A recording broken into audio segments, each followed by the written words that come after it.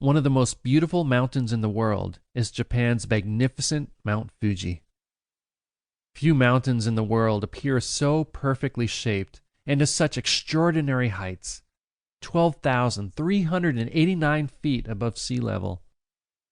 For those of us growing up in Japan, Mount Fuji is far more than a tourist attraction. We see Fuji-san not only as a mountain, but as Fuji-san, the person, as well. I recall waking on cold winter mornings as a child and immediately going to the window to see the mountain glow in the early morning sun. After strong typhoon winds blow away summer moisture and smog, there it always stands, even 60 miles away, in clear sight. As an adult, too, Mount Fuji holds a special place for me. Whether sailing into Yokohama Harbor, speeding by on the Shinkansen bullet train, driving the Tomei Expressway, or flying overhead in a plane, the sight of this mountain never fails to bring me joy.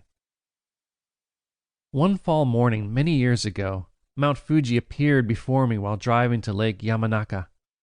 It stood capped with a blanket of snow against a deep blue sky. As I got closer, the shape and color became more distinguishable, but suddenly something took this enjoyment away. The road ran up against a long line of fir trees that completely blocked my view of the mountain. I tried to look around, under, over, and in between the trees, but to no avail. Then a question flashed through my mind that I still remember to this day. If the mountain I am trying to enjoy symbolizes the God of grace, then what are the trees in my life that block my view of this amazing God? This book is an attempt to answer that question for Japanese believers. Christians in Japan have their own particular set of challenges, and we need to be aware what these trees are to prevent them from robbing our joy of knowing God. The mountain we must not lose sight of in daily life does not change from nation to nation or culture to culture, but those things that make it hard to keep our eyes on him do. When we come to a greater understanding of what blocks the view of our Heavenly Father, we become greater worshipers of Him.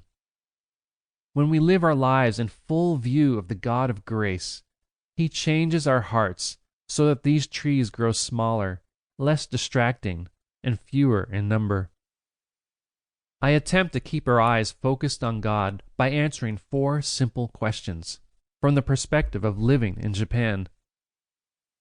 1. Who is God? 2. What blocks our view of God? 3. How are we changed when we look at God? And 4. How can we be continually motivated to look at this God of grace?